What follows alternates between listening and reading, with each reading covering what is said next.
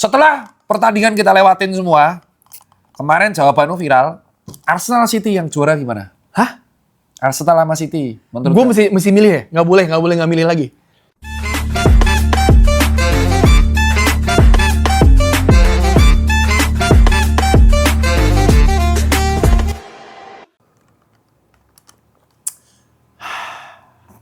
Terkadang hidup memang menikmatinya sangat luar biasa. Terkadang kita happy, terkadang kita bisa dijatuhkan begitu saja dengan cepat. Tapi yang paling... Halo, King. Belum selesai monolog gua. Oh, belum. Lucu lah gitu. Ya udah selesai dulu, King. Oke, King. King boleh berbuat seenaknya lah di sini, King. Ayo, King. Monggo, King. Tapi yang bikin lebih ngeselin adalah yang menyakiti kita adalah orang terdekat. Salah satunya adalah manajemen MU yang Goblok! Ini dia. Kembali lagi bersama dengan Ngobrol-Ngobrol bersama dengan bestie kita, fans MU. Oh, King MU.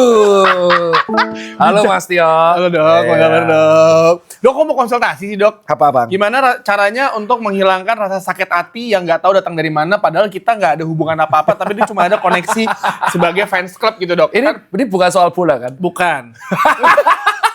Gimana sih dok rasanya kayak misalnya kita nih lagi... Ada fase namanya, jadi fase penderitaan itu bertahap.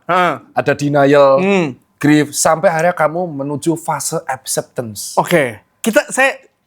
Fase yang kamu rasakan sekarang adalah fase pertarungan batin antara denialnya. Nanti kamu akan menuju fase paling akhir yaitu fase acceptance. Udah acceptance, sejujurnya udah acceptance. Tapi kamu kemarin ngeyel.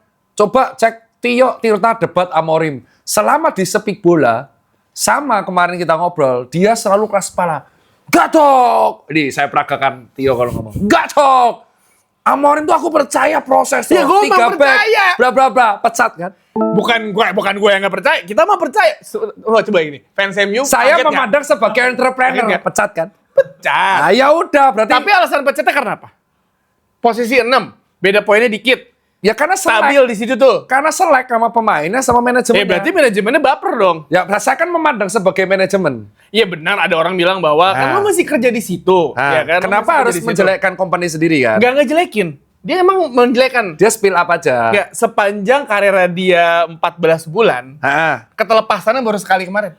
Nggak, kalau aku tuh menurutku yang disukai MU itu adalah karakter pegawai seperti Ole. Yaelah, yes, bos. Kayak zaman gue radio dulu. Iya, bener. Manajemen MU sama manajemen Real Madrid itu menurutku mirip. Enggak, tapi gini, maksud gue kan... Akuin dulu, manajemen MU sama Real Madrid itu mirip. Ya itu gara-gara Zabi cabut juga, jadi barengan tuh semuanya. Tapi memang Real Madrid... Chelsea juga sama. Real Madrid itu kekuatannya bukan coachnya, Florentino Perez. Betul. MU kekuatannya ya sih. Apa? Utang. Enggak, tapi itu... Enggak, aku menurutku gini, kita akan debat ini dari pandangan... aku tanya. Lo fans warga ya? Fans warga, fans nih, kompetitor ya. Kalau memang endingnya Amorim dipecat, kan aneh. Harusnya kalau pecat kenapa sekarang? Kenapa nggak kemarin pas posisi 16? Enggak. Itu buruk banget loh. Gini, kalau ngomongin dipecat, waktunya dipecat tuh banyak. Kalah final Europa League, walaupun main nggak pakai kiper. Lah kok bisa? Onana. Oh ya nggak apa-apa itu betul. Nggak pakai kiper. Sumpah di FIFA juga jelek banget. Satu musim setengah Man United nggak pakai kiper. Lu bayangin bisa bertahan. Ya kan, udah tuh. Kalah sama Grimsby Town. Oh iya bener, itu parah di Carling ya, di Carabao. Iya, ya. Kalah sama Everton di kandang lawan 10 orang. Itu udah momen saatnya. Tapi pertanyaan gue, kenapa lu mencatnya sekarang dan manajemen tidak memiliki grand plan bahwa sebelum akhirnya Michael Carrick ya, lu mecat, lu nggak tahu gantinya siapa sebelumnya. Ketika lu Real Madrid ketika Zabi cabut, siapa si Arbeloa? Arbeloa kan? Dari Liverpool. Iya bener. Main emangnya. Main dikit sih sebelum pindah. Iya, dia masuk, udah ada tuh semua. Dia udah tahu grand plan, front office udah tahu. Gue ngepecat semua, ganti staff kepelatihan Zabi, tarik semua ganti, masuk dia. Ini Man United udah kayak Liga Tarkam. Lu pecat orang, cari interim 2 pertandingan, terus diganti sama interim lagi sama musim. Oh, yang kemarin tuh Fletcher ya? Nah, gue juga yakin Fletcher pasti suruh, lu aja jadi, hah? Gue? Gue lagi demen nonton di tribun, latihan anak gue di bench. Wah, anak gue kembar main di bench sih, happy banget gitu. Tiba-tiba, lu jadi pelatih lah asu anjing. Loh, tapi ini kita memandang apa yang terjadi di MU. Nih logik ya. Nih aku memandang entrepreneur. Ini kembali lagi entrepreneur. MU itu kan tim jelek. Sekarang itu poin. Prestasi ya. Secara Iya. prestasi MU itu jelek. Dibandingin Arsenal nggak Bentar, dapat pengusaha. Bentar, MU itu secara prestasi kalahan. Jelek. Tapi kok secara valuasi dia tuh nomor 1 di dunia. Betul. Ada konspirasi nggak? Nggak Bahwa ada. sebenarnya MU itu sengaja memecat pelatih agar menjadi trending topik terus manajemennya. Gak usah dipecat pelatih, Dok ya. Nah itu. Kenapa kok bisa? Padahal namanya klub bola itu dari trofi. Trofi banyak, menang terus, sponsor datang. MU tuh kemarin nomor 16. Jelek dong. Oh, Kalah sama Grimsby, jelek dong. Tapi kenapa kemarin dari laporan dia lebih tinggi nilainya daripada tim lain? banyak mencat karyawan. 200 karyawan dipecat. Itu kan profit. Nih, lu bayangin. Ya. Valuasinya dia tuh menjadi tim yang paling dikenal sebagai Valuasi berarti Iya. kan harga jual pemain, betul aset semuanya harga kan. jual semuanya betul. Tapi kan nggak dihitung utang. Oh iya. Betul. Utangnya segimana tuh? Nih, Glazer itu setiap kali Man United dividen, dia minta dividen. Oh gitu. Minta. Dapat duit mulu dia. Ongkang-ongkang kaki dapat duit. Amerika ya. Amerika. Nah. Jadi kayak ketika orang bilang, oh ya itu valuasi, iya valuasi besar. Tapi- Plus kenapa segitunya orang-orang sama Man United? Yang gue bilang di episode yang sebelumnya, gue Ya. bilang ada konten creator tiba-tiba wawancara ibu atau cewek. Pasti kalau Tim bola lu bilang MU. ya benar. Karena udah top of mind orang, mau bagus, mau jelek, mau busuk, mau brand hancur, awareness. MU. Brand awareness. Sekarang tuh bener ku akuin. Media tuh kalau nggak bahas MU Gak makan. nggak makan, itu bener. Nggak beneran, jadi kayak maksudnya itu Aku udah- tuh sampai kan banyak yang tanya, kamu nggak penasaran kok yang Dokter Tirta sekarang kalau bahas Liverpool kosong komennya, itu karena saya menggunakan namanya filter komen. Jadi kalau ngetik kata Man U itu nggak akan muncul komennya. Ya ini momen ketika Dokter Tita terpuruk sekali beberapa bulan terakhir ya ketika Sampai cekel banget aku tuh. sampai- Sampai akhirnya tak filter aja komen MU lah. Sampai akhirnya aku tuh nggak tega.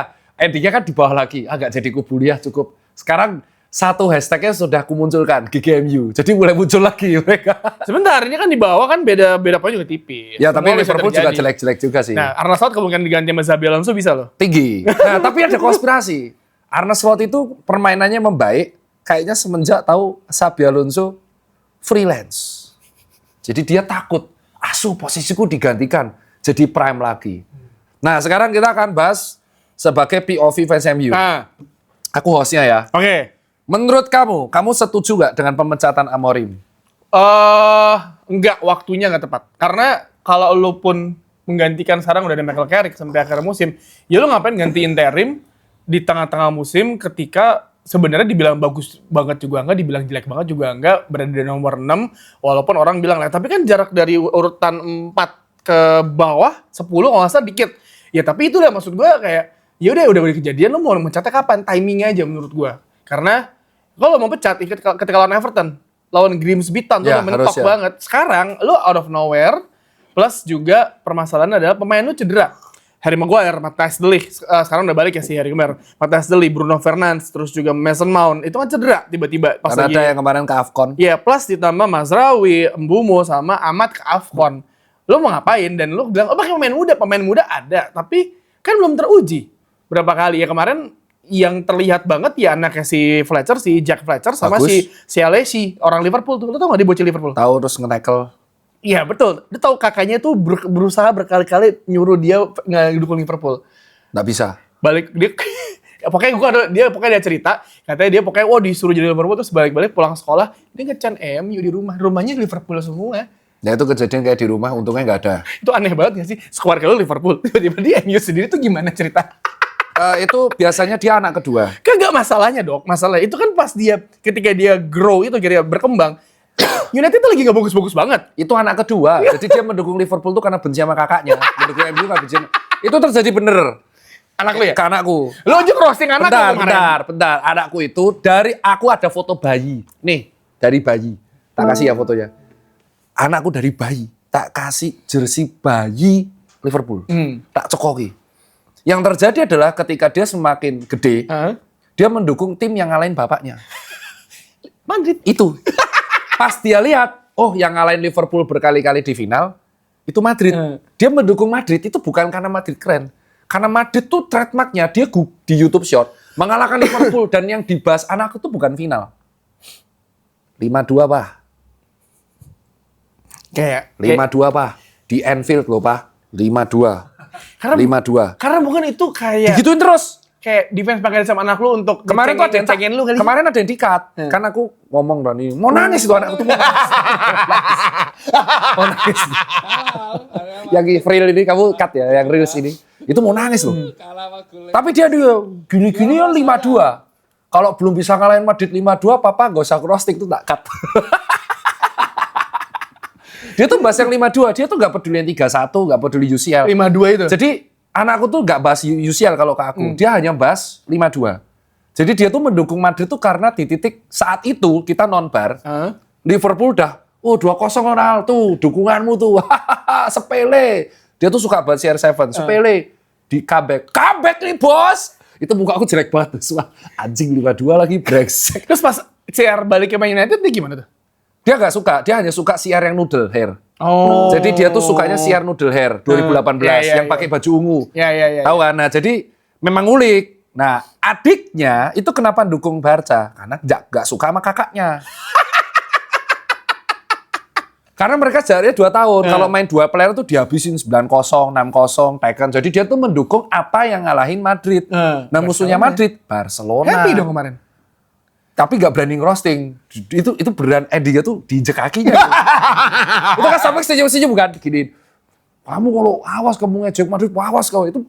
Gitu. Nah itu aku bisa jawab kenapa kok dalam keluarga turun-temurun Liverpool dukung MU, turun-temurun MU dukung Liverpool. Dia tuh dukung hanya karena kayak jengkel banget sebenarnya. Karena ada apaan sih Nah, ini udah kejawab. Sekolah Amerika. Nomor 2. MU, aku nggak masalah yang tersingkir FA ya. Itu bodo amat. Tinggal 17 laga. Menurutmu gimana 17 laga ini? Iya 2 pertandingan ke depan kalah lah lawan City, lawan Arsenal ya. Lawan City, lawan Arsenal lo mau ngapain? Walaupun ada rekor Carrick ngalahin Arsenal saat itu ya, pas ke interim.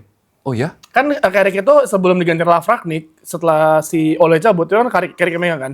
Dia menang lawan Villarreal, imbang lawan Chelsea, menang lawan Arsenal. Berapa lawan Arsenal? Lupa nih gue, pokoknya abis itu kan Rangnick masuk. Dan di saat itu gue juga pikir, kenapa gak Carrick aja ya? Tapi ya mungkin manajemen memiliki pandangan lain, Rangnick yang masuk. Tapi Rangnick kan akhirnya ngebuka bobrok. Nah aku tuh nggak begitu kenal strategi Carrick. Kamu kan pundit yang udah lama. Carrick itu strateginya apa? Formasinya? Sebenarnya dia formasinya 4-2-3-1. Dia bukan yang revolusioner banget, tapi dia kayak ada, gue lupa siapa striker, Cuba Akpom, siapa yang strikernya dia di Middlesbrough sebelum Carrick masuk. Itu tuh dia cuma nyetak 4 atau 3 gol berapa pertandingan pas Carrick masuk. Itu strikernya jadi gacor banget. Karena pemainnya fluid. Jadi, tapi basicnya adalah dari lini tengah. Jadi dia beneran, karena dia kan gelandang. Oh iya, Carrick itu gelandang. Lo mau tahu sekarang bercandaan orang adalah Michael Carrick itu masuk ke Man United dari Man United masalah lini tengah ditinggalin Carrick sampai Carricknya balik juga masalah lini tengahnya belum sembuh-sembuh.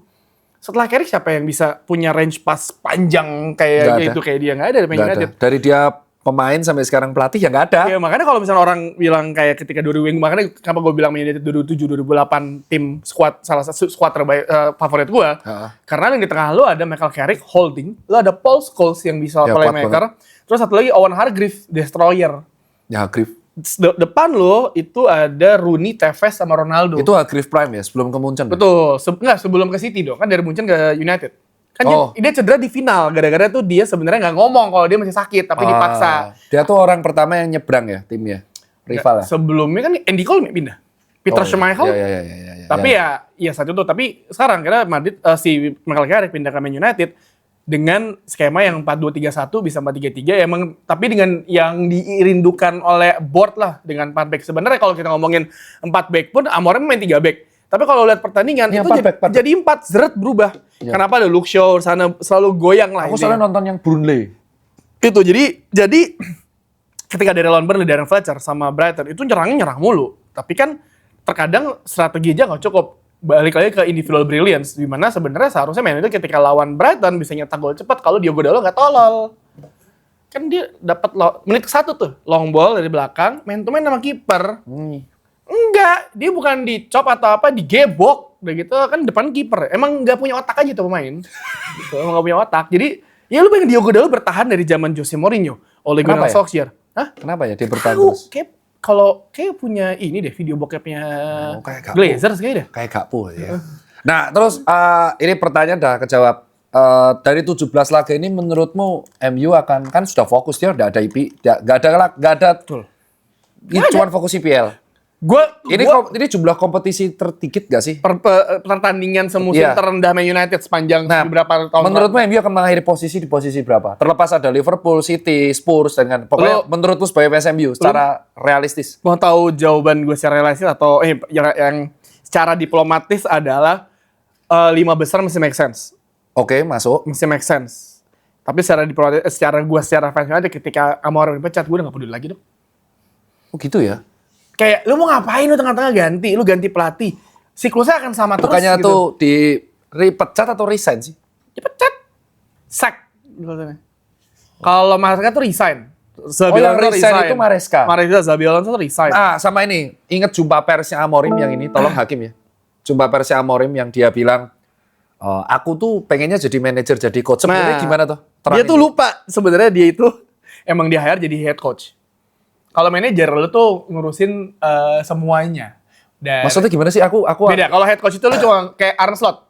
Oke, dia lu cuma ngurusin strategi, pemain, ya udah dan semua kalau yang ada di lapangan lah. Lu latihan semua diatur. Tapi kalau manajer sampai bajunya tuh lu juga ngurusin. Lu inget gak Jose Mourinho yang siapa? Gue lupa Inter atau Man United. Dia telat, Jose Mourinho jalan duluan. Karena kalau misalkan manajer nggak nyampe lapangan duluan di waktu ditentukan, itu akan WO itu kan ya. Jadi manajer mesti nyampe duluan untuk nge-briefing dan lain-lain. Kayak ini manajemen pertandingan loh, manajemen pertandingan. Jadi kalau head coach ya udah lu head coach aja. Kalau manajer lu ngurusin, lu ngurusin sampai pemain mesti pakai baju apa tuh dia yang ngurusin. Nah, terus kalau Amorim jadi head coach, tuh manajernya siapa? Ya di direktur football. Oh, dia. Which is Jason Wilcox or si Omar Berada yang si itunya. Jadi tapi ya gini, Amorim itu kan sebenarnya ketika di backup musim lalu yang sampai kalah mulu, Amorim itu ketika mau ngebuat squad ya, dan si Ineos itu Berada sama si Wilcox udah mikir, udah lu 3 back tapi bisa nggak lu switch ke 4? Mungkin Amorim bilang, udah kalau gue mau switch ke 4, lu kasih gue pemain dong. Gue nggak ada pemain. Pep nggak works, Semenyo datang. Ini lagi ngincer Gehi. Pep loh. Semua pemain Liverpool diambil semua bajingan. Lu bayangin Pep loh. Cuma kalah 6 poin loh, beli pemain. Nah ini yang kagak dibahas sama banyak orang. Brengsek lu tuh si Pep tuh. Oh, aku tuh bilang Arsenal unggul 6 poin, udahlah kasih trofi 1. Enggak, apa yang dilakuin Pep? Beli Semenyo. Iya. Terus sebentar lagi beli Gehi, udahlah. Karena ya backnya dia, tapi gini, Pep itu ketika dia mau ngubah sesuatu, dia butuh pemain, dikasih. Nah, Pep itu manajer atau coach? Manajer. Setahu gue manajer. Jadi manajer rangkap coach? Ya manajer ya coach juga pasti. Oh gitu. Sir Alex Ferguson itu manajer. Oh iya benar manajer. Jurgen Klopp juga manajer. Head coach itu Arne Slot. Jadi, itu yang membedain. Jadi head coach itu cuma partial job desk dari manajer. Yes, nggak ngurusin semuanya. Dan Amorim itu head coach. Karena kalau lu cek lagi, coba cek deh. Mungkin bisa tunjukin. Di pertama kali announce ya di website Man United itu head coach. Man United appoint Ruben Amorim as head coach. Edan. Gitu. Nah mungkin dia tuh keselnya adalah gini. Amorim ketika awal musim dia minta striker, dia minta Oli Watkins. Premier League proven. Itu betul gosip. Tapi itu bukan gosip. Bukan, itu benar. Ternyata ini based on athletics ya. Amorim minta Watkins dikasih Sesko. Ya. Terus si Amorim minta Martinez, bahkan Licha udah nge-follow up ke manajemen dan juga bilang ke Dibu juga si Martinez itu kiper toh? Iya, Dibu Aston Villa, karena dia mau pindah kan. Tapi balikin ngambilnya Lemans. Menurut gua ya, walaupun Lemans juga oke so far. Tapi ya lu 2 kali gitu kan lu akhirnya gua mau pemain ini lu mintanya apa? Karena Man United sekarang punya peraturan bahwa nggak mau beli pemain tua kecuali urgent banget. Lu beli pemain yang di bawah 25 tahun. Gitu. Dan akhirnya ya udah, katanya Amorim itu gua nggak tahu bener apa nggak, katanya Amorim ditanya lu mau gelandang nggak? Tapi Amorim beli Mbeumo, Cunha sama si Sesko. Ya kan? 3. Iya, mungkin awal mikir, yaudah lah gue mesti punya Toby Coyle, gue mesti punya Kobe Maino, gue mesti punya ini semuanya, yaudah tengah gue mesti aman. Tapi kan ternyata sepanjang perjalanan nih sampai musim dingin ini kan, tengahnya agak shaky kan. Ketika 1-2 pemain cedera, berantakan lu semua. Emang tengahnya tuh gemuk sebenarnya kalau fit semua. Tapi akhirnya Bruno yang gak pernah cedera, tiba-tiba cedera. Mason Mount lagi oke-oke, cedera. Kobe Maino yang harusnya menggantikan Bruno, cedera. Jadi kan kayak udah, anjir nih kayak udah kena apes. Akhirnya mungkin Amorim udah ngomong sama Semenyo katanya. Semenyo dipastiin lu gak akan jadi bek kanan. Lu akan jadi winger. Gitu. Tapi kalau orang benar ya udah mikirnya ya gue ke City aja lah. Ngapain gue ke Man United? Gue mau trofi ya, gue ke City. Akhirnya Amorim kesel ya adalah, oke, lu punya duit buat beli Semenyo nih. Lu kenapa nggak kasih gue duitnya? Gue buat beli pemain gelandang. Oh. Itu dia keselnya. Makanya dia nge-blow up di pers kemarin ya. Menurut gosip yang beredar sih udah 2 bulan emang dia udah lumayan tense sama si Jason Wilcox. Tapi menurut gue, ya masa lu baper dia ngomong gitu doang? Walaupun emang salah kan, di kantor pun ada SP1, SP2, SP3. Dia langsung SP3. Langsung SP3. Dan lu gak punya plan menggantinya siapa ya, Dok? Jadi memang pure pemecatannya karena emosional ya? Itu doang. Gue cuma mikir kayak, lu mau ganti siapa? Lu gak punya nih, gak punya. Oke, Pak Detio, tadi pembahasan bias sudah selesai. Sekarang pembahasan Tio sebagai pundit. Oke, aku bahas yang mengenai Super Spanyol dulu. Kekalahan Real Madrid dari Barcelona 3-2. Itu anakku sampai nangis. Itu jujur nangis. Nangisnya udah buka dong kalah bau. Ya, lu harus bilang ya namanya juga sepak bola. Udah, dia akhirnya terlatih. Dia terlatih. Nah, sekarang aku tanya. Kamu sebagai pundit kekalahan Real Madrid lawan Barca yang akhirnya menghilangkan Xabi Alonso tuh menurutmu gimana analisa pertandingan? Ya sebenarnya kalau ngelihat dari beberapa pertandingan terakhir, Madrid pun juga udah mulai shaky ya. Maksudnya di mereka tuh di awal di atas loh, di atasnya Barcelona lumayan lama sampai 4 tahun 4 poin. Iya, pokoknya sampai akhirnya kebalap, buang-buang poin yang nggak penting seharusnya, terus juga sampai akhirnya kalah di Piala Super ini kan yang mainnya di Timur Tengah ya, di Saudi Arabia kalau nggak salah. Betul. Saudi Arabia dan kalah. Xabi Alonso akhirnya mengundurkan diri, semua staffnya dicabut. Ya mungkin permasalahannya adalah ya si Xabi-nya approach-nya beda ke pemain-pemainnya dibandingkan Carlo Ancelotti. Carlo Ancelotti kan bapak banget nih. Oh. Lo mengayomi bapak, terus dapat Xabi Alonso yang saklek gitu. Yang saklek ya lo ikutin gue, mau enggak gitu. Dan akhirnya kan kalau nggak salah, gue nggak tahu bener apa enggak, yang Xabi bilang adalah yang si Habib yang petinju tuh kan dia fans Madrid kan, dia bilang kayak lu gimana mau ngasih, pokoknya intinya lu nggak akan bisa kemana-mana kalau di dalam lu tuh banyak pemain superstar atau lah pemain yang bos atau apa gitu. Kalau pemain nggak bisa ngikutin apa yang nggak mau ngejalanin apa yang disuruh sama pelatih. Sesimpel kayak kemarin keluar video rame tuh yang si Xavi minta para pemain Madrid untuk applause ke si... Oh, kayak yang di EPL ya? Iya gitu, guard of honor-nya si Barcelona gak ada yang mau kan. Gengsi pastilah, masuk Barcelona. Ya tapi dari situ udah kelihatan bahwa Xavi-nya kayak udah kehilangan suara di ruang ganti. Itu paling penting kan. Tapi ya kemarin Jude Bellingham juga bilang itu semua omong kosong yang diomongin sama media gitu ya. Tapi kita gak ada yang tahu kan. Di tengah-tengah ini banget loh cabutnya, dan ternyata Madrid juga dinyiapin penggantinya juga kan. Gitu. Iya, aku yang kaget itu tiba-tiba penggantinya Arbeloa yang merupakan tim U21 kan. Dan itu yang benar seharusnya sebagai sebuah tim ya, dibandingkan Man United tinggal tahu mau gantinya siapa. Dia udah tahu karena kalau Xabi cabut, gue gantinya ini nih. Dan hebatnya tuh ketika dipecat tahun pertama, di SPK-nya pun ada tulisan bahwa ketika pemecatannya masih di tahun pertama, gaji dibayarkan yang tahun pertama. Iya, nggak ada tuh yang bayar kayak klausul-klausul kayak Man United. MU kan pesangon. Pesangonnya MU ngebayar si Jose Mourinho, Ole Gunnar Solskjaer semua digabung. Semua digabung itu sama kayak transfernya yang dikeluarin sama Bilbao atau apa gitu dalam 5 tahun. Pesangonnya toh. Jadi pesangonnya MU ke pelatih itu bisa melunasi utang Indonesia. Bisa kayaknya, gue juga nggak tahu ya. Berat MU juga kalau ya. jadi negara, warganya MU semua maju. Enggak masalah. Bayangin kamu MU jadi negara Manchester United negara. Warganya kayak kamu semua sama Hakim. Itu yang Madrid kejawab. Nah, menurut kamu prediksi Madrid dan Barcelona di Barcelona kayaknya deh. Tahun ini ya? Kayaknya Barcelona tahun ini deh. Hansi Flick ya? Hansi Flick, dan ya kasihlah Rashford itu gelar juara Liga lah. Nah, kamu kan pandit yang udah lama. Menurut kamu gosip Jurgen Klopp melatih Real Madrid itu benar atau cuma ngomong kosong media? Nah, gua itu selalu apa ya? Sebagai jurnalis kan lu mesti netral ya. Maksudnya bukan netral, lu mesti menunggu dari sumber yang absah, sumber yang beneran sumber lah gitu. Dan sumber yang paling benar adalah klub kan. Klub tuh kita tuh nggak bisa bilang bahwa dia akan pindah sampai klub bilang ofisial gitu. Berarti ini masih rumor kan. Rumor itu kan bisa benar bisa enggak. Dan bisa aja lu bercandain lo kayak misalnya gini, media besar, katakan gue media besar di dunia gitu. Terus gue bilang, kata, wah Patrick Kluivert mau ngelatih Real Madrid gitu. Banyak orang percaya kan pasti kan. Oh. Gitu.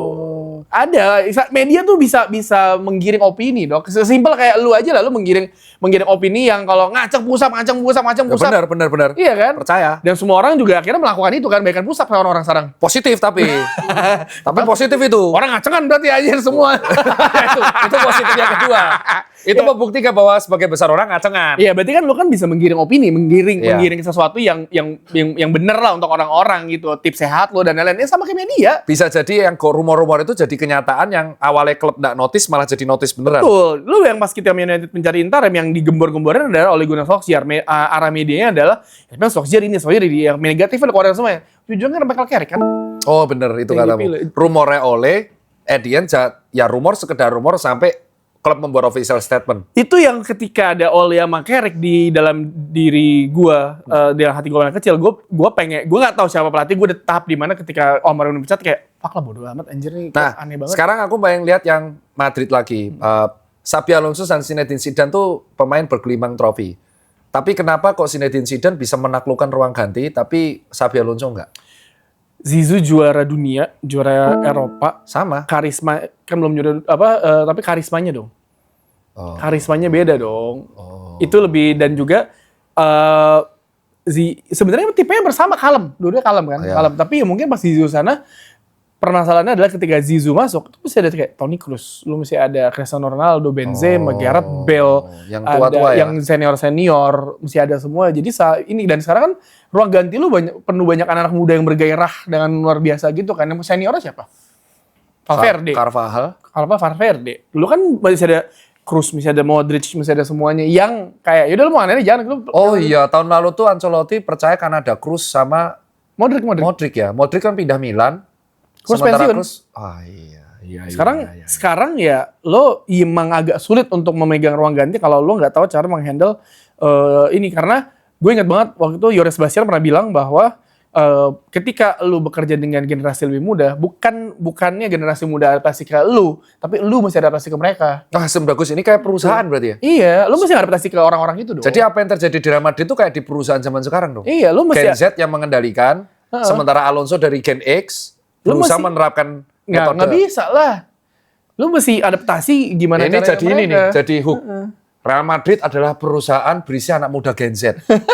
Iya, tapi kan ada senior-senior juga, tapi mungkin kita nggak ada yang tahu ya. Ya seniornya kan cuma 2. Iya, tapi kita nggak ada yang tahu apa yang terjadi di ruang ganti, yang masalah Vini digoreng berkali-kali, lama banget tuh yang kontraknya Apes dia. nih, paling apes Iya, itu Vini digoreng, terus gue bilang, kok digoreng mulu? Terus gue nonton yang Madrid lawan City di Bernabeu, itu kalau ngelihat sebenarnya Madrid harusnya bisa kill the game, bisa menang bahkan. City juga bermainnya juga nggak wah banget ya. Tapi ya lo masih lihat bahwa ya udah terkadang strategi lu berjalan, tapi kan balik lagi individual brilliance lu, pemain lu gimana? Finishing seperti apa, penerapan di lapangan. Dan yang kasian yang pas yang Mbappe digoreng Glory of Honor sih. Itu sebenarnya kan sering terjadi juga di IPL ya. Ketika pemain Arsenal sempat marah kalau God of Honor Liverpool atau Evra sama Suarez gak mau salaman zaman dulu. Menurutku yang dilakuin Mbappe itu masih dalam. karena gini, kalau menurut gua ketika pemain Real Madrid nggak mau guard of honor ke tim Barcelona, gengsi kali ya. Ya gengsi orang musuh abadi bos. Iya, terus gua apakah emang itu ada kewajiban atau enggak kan kita nggak ada yang tahu kan. Jadi itu di Arab Saudi juga kan. Iya, terus gua mikirnya kayak ya udahlah, maksudnya it happens ya, digorengnya parah banget dan akhirnya tiba-tiba Zabi. Gua baru bangun tidur kayak, woi, ngelihat postingannya ada tim box namanya Waldo tuh Madrid banget kan dia set. Wah. Terus lihat yang official kayak kaget sih gua tiba-tiba, kok dia cabut?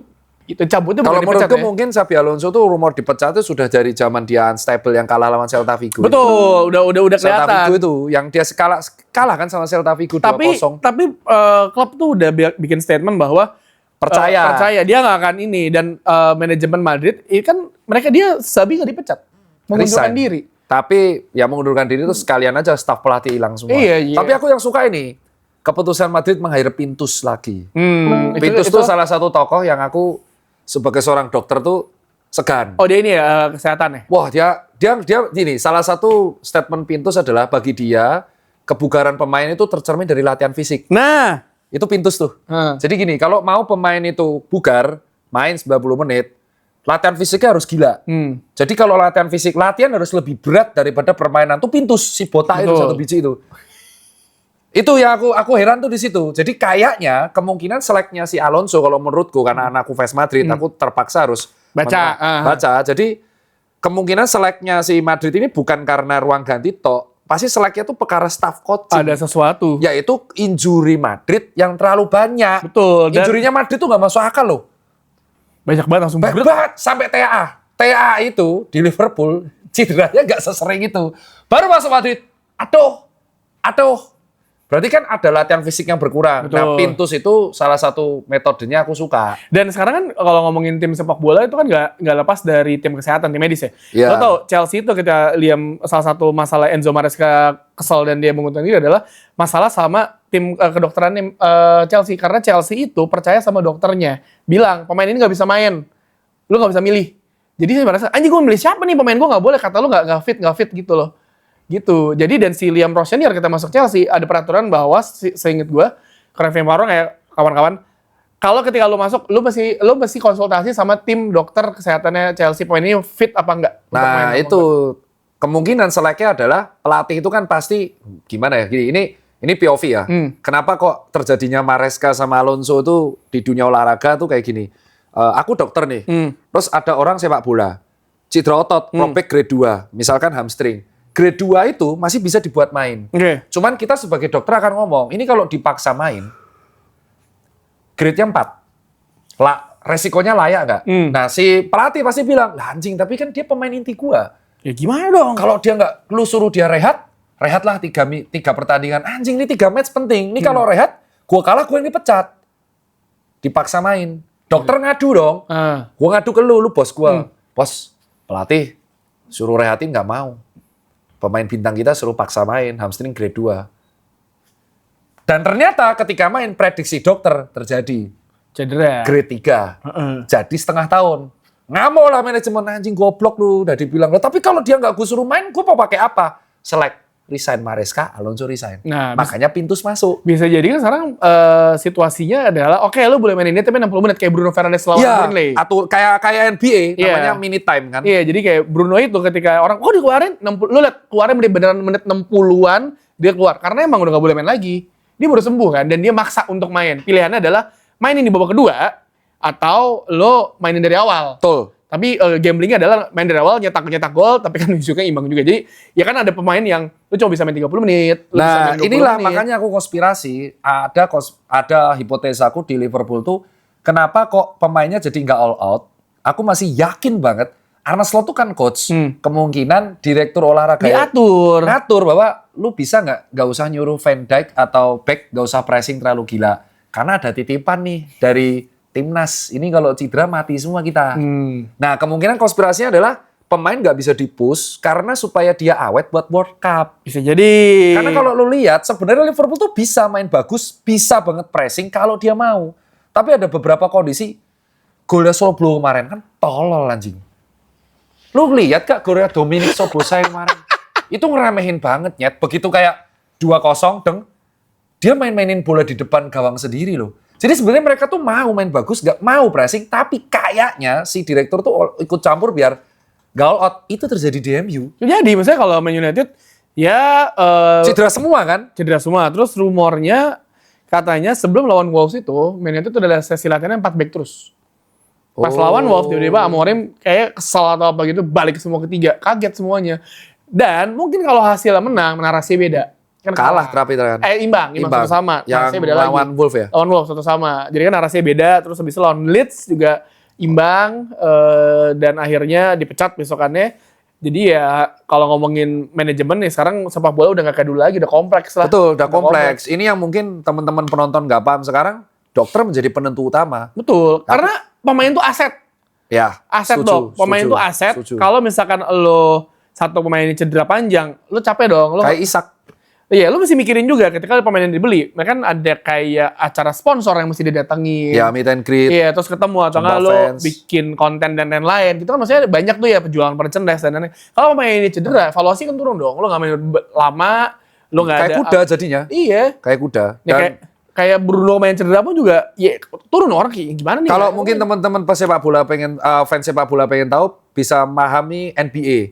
NBA itu ada mini time. Kayak LeBron sekarang tuh nggak bisa main lebih dari 26 menit atau 28 menit. Ada aturannya karena dia nganggap ini aset. Dan udah 40 tahun juga. Dan lucunya sih, dan ini kelihatan di NBA. Lakers tuh sekarang kalahan karena si LeBron ini dia tuh nggak defense-nya kurang, tapi dia di depan terus karena untuk mengurangi lutut. Dan walaupun kalahan, manajemennya patuh-patuh aja. Karena apa? Ya LeBron itu awareness. Ngadengin duit. Walaupun terserah Lakers kalahan, yang penting penonton full. Itu loh pola pikir ya. Walaupun pas Doncic sama Reeves lagi jago-jagoin menang dulu tuh di awal tuh happy banget gue. Ya terus habis itu sekarang lihatnya. Ya defense kagak bisa. Lawan Kings kalah. Itu. Nah sekarang kita akan bahas setelah Spanyol kita akan bahas Itali.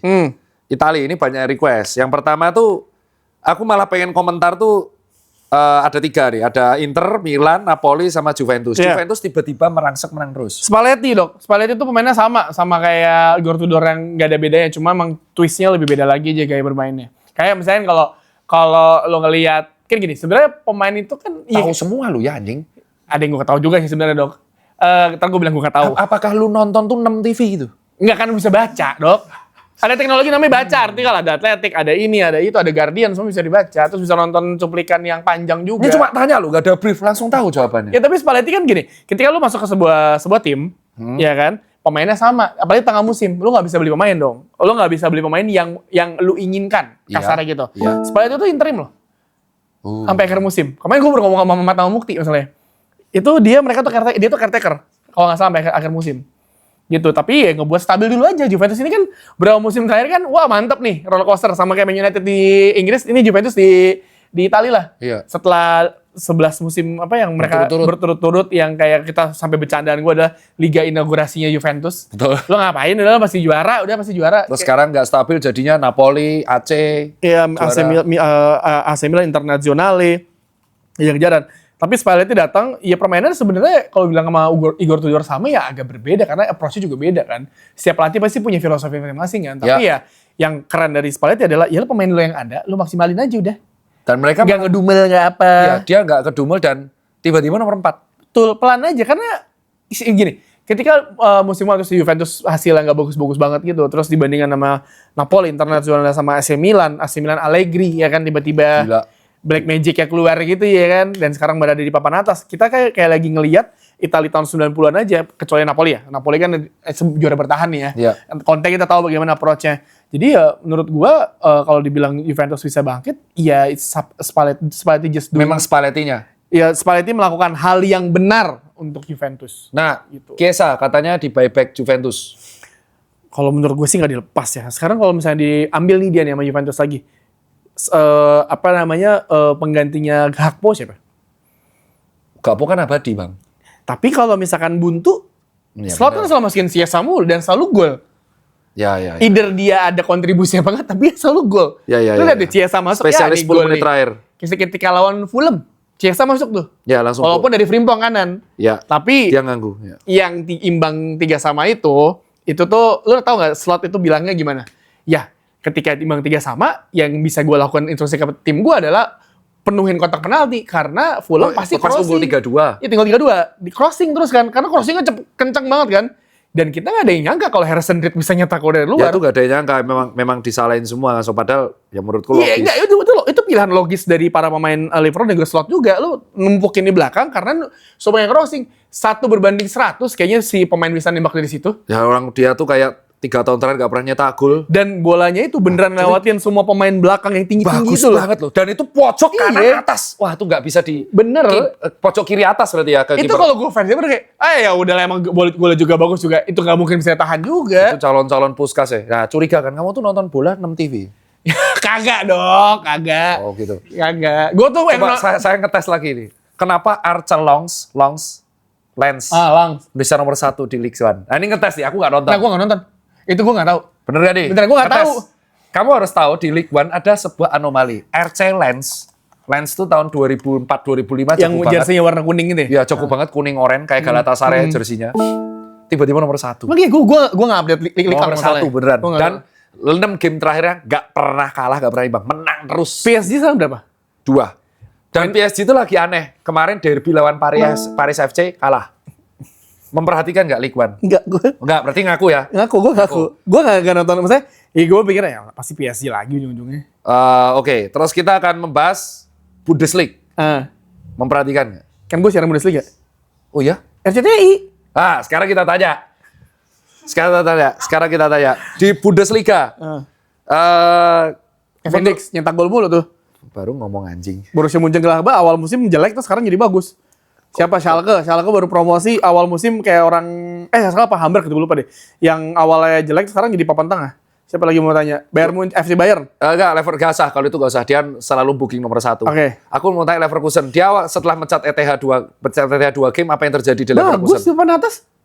Saya kan mau jadi juara tapi susah juga lawannya FC Bayern nih. Kita ngomongnya, jadi kemarin gue ngomong sama Spiltak itu tahun lalu, bilangnya bukan Bayern Munchen, FC Bayern. Lu tadi namanya FC Bayern nih. Ya, itu. FC Bayern. Jadi kayak Bayern tuh udah pasti kayak sulit juga ya. Dia kayak terakhir cuma imbang lawan Stuttgart atau siapa gitu. Terus itu juga tahun lalu gitu. Sekarang bayangin strikernya Luis Diaz, Olise, Harry Kane. Harry Kane itu terkadang nggak di depan, di belakang ngambil bola, ngalirin ke depan. Lu mesti lihat cara mainnya dia. Ada satu gol nih, yang ujungnya dia akhirnya nyetak gol lagi. Jadi dia di depan kotak penalti dia nih, di depan Neuer sama backnya dia, dia ngerebut bola, dia passing ke Joshua Kimmich, Goretzka, dia maju ke depan. Ntar tiba-tiba dia nyetak gol di depan. Oh, kayak Berbatov ya? Dia kayak defensive forward. Jadi dia emang disuruh. Kayak Berbatov ya? Iya, dia disuruh sama si Vincent Kompany untuk kayak gitu karena winger dia tuh cepet untuk nge-decoy. Dan ketika Harry Kane di belakang, orang tuh nggak ada yang pasti sadar kalau dia tuh akan lari ke depan. Ya. Tiba-tiba di depan kotak penalti. Nah, aku mau tanya, Kompany itu di Burnley nggak form? Ya performnya dari Championship ke Divisi 1 ke IPL. Ke Bayern jadi gila banget. Dan akhirnya terjadi perdebatan di kalangan fans. Ya, dia aja di Burnley jelek, di Bayern bagus mah karena Bayernnya. Itu bisa bisa setuju. Menurutmu sebagai pandit yang memang mantengi Bundesliga, apa yang terjadi di Bayern itu emang karena faktor pemain yang luar biasa dan kayak pelatihnya atau pilot, ini mah pelatihnya kayaknya Dr. Tirta aja kayaknya tetap akan menang aja. Ya. Enggak sih, karena Vincent Kompany ketika Championship lu mesti lihat lagi sebelum dipromosi sama Burnley ke Liga Inggris ya. Lu mesti lihat rasio golnya Burnley musim itu tuh gila. Ya betul. Menangnya jauh banget poinnya. Betul. Attacking footballnya fluid. Dan ketika lu bawa komposisi pemain itu dan juga gaya main itu ke Premier League bunuh diri, itu nggak bakal works. Makanya ada sebutan Premier League nama klub yoyo. Dulu tuh Fulham masuk karena Fulham promosi perdegradasi. Dulu ada Norwich. Ya. Terus Burnley naik turun, Leeds juga sempat tapi sekarang udah konsisten. Itu ada tim yoyo karena mereka tuh mau memainkan sepak bola yang mereka pahami di Championship pindahin ke Premier League. Itu beda dunia. Dan ini kejadian kemarin di FA. Wolves itu yang 3 terbawah kemarin lawan divisi jauh banget skornya 6-1, 5-1. Jadi memang mereka tuh klub tanggung ya, lawan di Championship menang telak, di IPL jadi sombong gol. Benar, jadi kayak pas lu pindah ke Premier League, Wolves itu kan sebenarnya kan dia sebelumnya musim lalu bagus gitu di. Bagus. Ya ada Kyunha, ada macam-macam ya, tapi ketika musim Wolves ini tuh hancur gara-gara kalian. Bukan dong, gara-gara City juga Ait Nuri diambil. Enggak, gara-gara Kunha kau ambil. Kamu menghancurkan satu tim loh. Karma emang tim itu brengsek emang. Tapi ya gitu dok, maksud gue.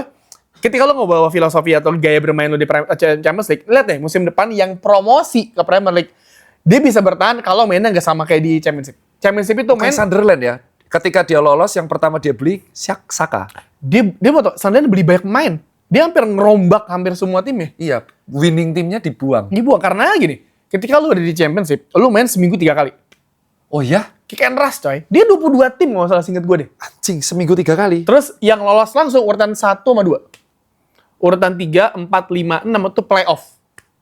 Playoff yang dibikin langsung di Wembley tuh. Bener. Terus yang lolos cuma 1. Lu bayangin, tim urutan 3, lu udah capek-capek urutan 3, lu belum tentu lolos ini. Yang bisa lolos, lu urutan 3, 4, 5, 6 itu bisa lolos ke Premier League. Itu bisa kayak gitu. Nah, ada trofinya itu ya? Ada. Yang namanya kayak trofi-trofeo itu. Iya, tapi ya itu gaya bermainnya beda. Lu seminggu main 3 kali. Lu mesti kick and rush, lu mesti cepat, hasil. Fuck lah, build up dari belakang gak ada. Long ball. Makanya gaya mainnya Kompany ketemu tim sama Bayern. Dulu dikasih pindah ke Bayern, walaupun emang fans Bayern juga pasti lu rekornya belum bagus-bagus banget, ya kan? Lu pindah ke Bayern, tapi lu dikasih striker di depan, tapi kan ini musim kedua dia kan. Musim pertama kan si Leverkusen lagi OP banget ya. OP banget. Kacau banget. Berat banget itu. Tapi ya maksudnya ini musim ini pas Leverkusen juara aja itu Harry Kane nyetak golnya banyak gitu. Banget. Nah, sudah ngobrol sama teman-teman Bundesliga, kenapa Bayern tuh manajemennya percaya banget sama company? Nah itu dia yang menjadi pertanyaan. Saya ketika company masuk itu kan musim sebelumnya Leverkusen unbeaten tuh. Betul. Dan company masuk akhirnya juara. Ya kan, di musim lalu akhirnya juara. Dan musim ini kan udah jaraknya udah jauh banget. Karena ya waktu itu pilihannya, gak ada pilihan lain siapa?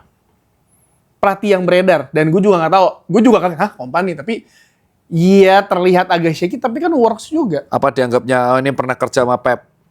Bisa jadi. Tapi emang saat itu ketika musim lalu, bukan musim lalu, pilihan pelatih tuh gak banyak nih. Sekarang pun juga, dan gue tuh mengerti kenapa kayak Juventus Man United itu interim sampai akhir musim, karena nanti musim panas nanti banyak pelatih nganggur. Thomas Tuchel tuh kontraknya habis Piala Dunia, tapi nggak tahu kalau misalnya di bawah Inggris. Julian Nagelsmann. Oh iya. Areola si Areola yang si Bournemouth, Glasner-nya Crystal Palace. Itu banyak yang available. Oh pinter ya. Nah, enaknya kalau ngomong pandit asli gini. Itu. Bukan kita ngujat, tapi kan pandit asli. Enggak. Aku baru berpikir ya juga kenapa mereka interim, karena ternyata di musim panas banyak pelatih available ya. Mungkin ngambil gitu, berpikir bahwa kalau ternyata pelatih interim gue works dan berhasil, dipilih gue ada banyak opsi lagi, gue perpanjang dia atau gue ganti pelatih. Oh. Gitu. Karena habis Piala Dunia pasti ada pelatih-pelatih yang available. Mauricio Pochettino juga kontrak habis Piala Dunia. Oh iya, ini logis nih. Ini aku baru jawaban yang ini jadi hook ya. Ini pinter nih. Sekarang kesimpulan, pertanyaan terakhir. Dengan kemarin, pertanyaannya masih sama. Setelah pertandingan kita lewatin semua, kemarin jawabanmu viral. Arsenal City yang juara gimana? Hah? Arsenal sama City. Menurut Gue mesti milih ya? Nggak boleh nggak milih lagi. Ya terserah lah. Menurut kamu yang juara IPL siapa? Kalau gue menurut Tio setelah nih video sebelumnya viral dia dirujak. Kenapa sih emang setelah gue dong pilih apaan? Jadi gini, menurut kamu yang juara IPL? Kalau gue suruh milih, gue nggak tahu karena gue bukan cenayang, gue nggak mau milih, ya kan? Karena gue nggak tahu American musim. Tapi kalau secara statistik dan juga rekor dan juga bagaimana City sekarang approach City juga kadang tiba-tiba imbang, ya kan? Imbang loh terakhir, 3 kali. ya kan? Terus Arsenal juga imbang lawan Liverpool. Beneran misteri sebenarnya. Lu beneran, lu siapa ya? Ntar gue bilang Arsenal nih. Ntar tiba-tiba di Februari City nyalip. Bisa kan? Ya udah, menurut kamu siapa? Jawab. Aston Villa. Ini viral nih. Kamu tuh tahu nggak jawabanmu ini? Ini bisa di-cut sama Clipper. Tahu. Enggak, gue Serius Aston Villa? enggak lah, anjir. Arsenal City pilihannya. Wah, ini misteri nih. Lu di zoom in zoom out gitu dong, kayak sinetron. Aku benci banget sama orang ini kalau dia jawab juara. Lu apa? Lu Arsenal ya? Aku tuh masih yakin kayaknya Arsenal tuh juara sampai City beli Semenyo. Ini Pep tuh kayak tantrum loh. Gua gini deh. Ini gua jawaban sebagai Gini ada 2 POV, jawaban sebagai Pandit, jawaban sebagai Tio fans MU. Pandit. Kalau Tio fans MU biarkan Tuhan yang memilih. Ah! Kalau sebagai pandit Arsenal. Sampai Kamu kenapa nggak ikhlas sih? Harusnya tuh yang nggak ikhlas menjawab Arsenal tuh fans Liverpool loh. Kenapa malah fans MU malah nggak ikhlas buat Arsenal juara? karena gini dok, gue bukan karena nggak mau milih, karena gue ketika ditanya prediksi gue nggak pernah mau jawab dari dulu. Karena gue bukan cenayang, gue nggak tahu. Kecuali lu nanya gue Inggris juara dunia. Sama, juara dunia Inggris. Juara, tahun ini Inggris juara dunia. Hati kalian Kalau semua. Arsenal City itu tuh banyak poin-poin yang gue juga nggak tahu nih bisa kejadian apa enggak. Gini, Arsenal tuh lawan beratnya habis ini Man U. Jangan gitu loh. Ini orang tuh ketawain MU nih. Ini sebagai tim yang pernah disingkirkan MU. Percayalah, MU itu. Saya tuh sudah gak ngerujak MU 2 minggu terakhir. Karena kasihan. Bukan. Karena MU itu tim yang aneh. Kalau misalkan dalam kondisi kayak gini, itu logikanya. Aku yakinnya.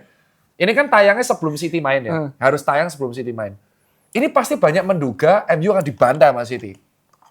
Percayalah, entah gimana ceritanya, mereka pasti main bagus. Kalah tapi nggak akan dibantai karena main di Old Trafford. Enggak. Pasti main bagus. Ya udahlah dok, lu percaya gitu ya? Ya. Terus kedua, lawan Arsenal. Di Emirates kan. Gimana caranya? Pasti main bagus. Dah, Terus keyakinan MU, kita bangkit. Kalah. Next game kalah, lihat aja ntar. Itu gitu. Itu. Polanya tuh aneh. Nggak, ini sama balik lagi ke pertanyaan lu kenapa City dan Arsenal. Gue bingung jawabnya. Gue bukan nggak mau jawab, gue bingung. Bingung Karena City konsistensinya tiba-tiba habis menang banyak, imbang. Ya, Lu ya, beli ya. pemain kayak gitu, lu tetap imbang. Arsenal lagi Kemarin. lagi menang terus tiba-tiba imbang. Ya, lawan Liverpool. Terus agak shaky lu ngeliatnya. Tapi ya di otak gua secara kalkulasi kalau misalkan ngeliat peluang ya Arsenal karena jarak poin 6 poin. 6 poin, maksudnya jaraknya masih di situ. Tapi permasalahannya adalah, dan ini diamini sama banyak fans Arsenal, bulan Februari itu Arsenal suka tiba-tiba, wow gitu. Bener. Oliver Giroud yang ngomong gitu, walaupun itu juga karena Oliver Karena Giroud. ini ya, Oliver Giroud juga karena mungkin di bulan Februari itu Arsenal Champions main. ya iya empat itu ya. Konsisten, empat tapi cup. gue udah melihat bahwa gini, patokannya kalau misalkan tim itu punya mental yang beneran juara, orang mental mulu. Gini deh, lu ketinggalan 0-1. Biasanya tim kalau nggak mentalnya cek-cek, panik dong. Panik. MU tuh panik tuh. Imbang 1, disamain bergelagapan. Lu lihat Arsenal, ketika ketinggalan 1 lawan Bournemouth, yang kesalahannya Gabriel ya, kalau salah Gabriel. Gabriel. Salah, balik 1 sama, tenang, 2-1 akhirnya 3-1. Ya. Itu udah nunjukin bahwa oke nih Arsenal emang udah siap. Mental juaranya bagus. Udah harus bisa juara. Sama kayak ketika lu ketinggalan lu imbang 0-0 sampai menit akhir, itu kan pressure-nya tinggi banget dan lu cuma nonton di stadion atau di layar kaca cuma mikir kayak ya lah bisa. Tapi lu nggak tahu pemainnya gimana menghandle pressure emosinya kan, Dok. Betul. Secara medis juga, secara kedokteran juga ada kan. Setuju, adrenalinnya ras belum tentu bisa nahan. Beda. Kayak jadinya itu. Nah, tapi di bulan Februari itu biasanya Arsenal tiba-tiba bisa kehilangan poinnya aneh-aneh aja gitu. Dan itu terjadi terus-terusan. Berapa musim terakhir Arsenal urutan 1 terus sampai akhirnya disalip sama Liverpool sama City dan lain-lain. Makanya ada bercandaan bahwa Arsenal jagain trofi orang mulu. Tapi kalau misalkan di bulan Januari ini they finish strong, terus Februari mereka mau mulai dengan keyakinan dan bagus atau apa, gue sih berpikir bahwa ini saatnya buat Arsenal. Udah, masalah Arteta udah 5 tahun lebih lo nggak ngasih liga sih, lo urutan 2. Kalau aku prediksinya sebelum ditutup ya, prediksiku sebelum ditutup tuh Arsenal tuh 4-4-nya tuh finish. Lolos bagus. Dia akan mengulang apa yang dilakuin Liverpool. Musim lalu. 3 musim terakhir, dituduh quadruple, rontok 1-1. Dan disitulah Arteta akan diuji mau fokus mana. Itu. Dia nggak akan bisa fokus semuanya. Nggak Percaya bisa. sama aku, nggak bisa. Kecuali kamu City atau Real Madrid atau PSG. Percaya itu kenapa bisa? Karena beda aja tim-tim kayak yang bergelimang harta kayak City, Madrid tuh ya kayak gini deh. Susah pemain, ketinggalan. Semenyo beli, gue beli. Arsenal tuh nggak kayak gitu sekarang. Hemat. Jadi menurutku yang bisa menjunggalkan Arsenal tuh ya Arteta sendiri. Pemainnya sendiri. Iya, kalau Arteta sama pemainnya itu memfokuskan, memaksakan ke 4-4-nya, mati dia. Iya, tapi Mati Februari itu. ya itu maksud gue, mesti lihat lagi di bulan Februari. Gue sih kalau sampai sekarang, kalau lu tanya prediksinya siapa yang ini, gue sih sekarang melihatnya ya Arsenal yang paling siap. Jarak poinnya ketika City bisa ngebalap Arsenal atau nyamain, tiba-tiba jarak jauh lagi. Iya, justru malah bisa Aston Villa kalau aku betul setuju katamu. Betul. Jadi sebenarnya Arsenal di atas itu adalah lu gimana caranya lu main ugly win is a win. Ya, Liga itu maraton. Lu menang 1-0 dengan gol bunuh diri, lu tetap 3 poin. Ya. Lu menang 5-0 tetap 1 poin, cuma beda agregat gol. Lu lihat agregat gol City sama Arsenal. Udah 2 digit, coy. Yang lain udah 1 plus 1 semua. Arsenal City itu 26 sama 24 gitu dua-duanya. Tinggi. Jadi emang kejar-kejaran. Nah, ini sebenarnya kalau misalkan yang bisa meruntuhkan mereka semua adalah agregat gol. Ingat MU lawan City? Ingat. Aguero kalah gak jadi juara gara-gara agregat gol. Itu bisa kejadian di akhir musim loh. Kalau Arsenal tiba-tiba mandek gak nyetak gol tapi menang. City kan sekali menang masih 3. Kadang kayak Pep aja ketika menang lawan Fulham yang 5-4 atau 4-3 gitu. Pep aja bingung kan. Lah ini kok bisa banyak banget golnya. Gitu. Jadi iya itu Dok. Maksudnya margin yang kita nggak tahu yang bagian itu tuh secara statistik, secara permainan kita bisa prediksi Arsenal bisa nih. Tapi secara insecure, secara ini mental. Udah. Ya IPL. Itu aja kalau dari saya. Next kita akan ketemu lagi minggu depan. Saya mohon maaf baru syuting 2 minggu karena kemarin Liburan dong. Jogja bukan, urus kerjaan itu liburan. Awal tahun. Awal tahun urus toko. Oh, kamu ngerosting anak kamu sendiri. Oh, ya, namanya nangis ya. Nangis terus. Itu nangisnya ke Madrid kalah, mukanya sembab itu. Itu aja dari saya. Saya Tirta. Saya Tio Tamo. Sampai jumpa di konten berikutnya. Iya.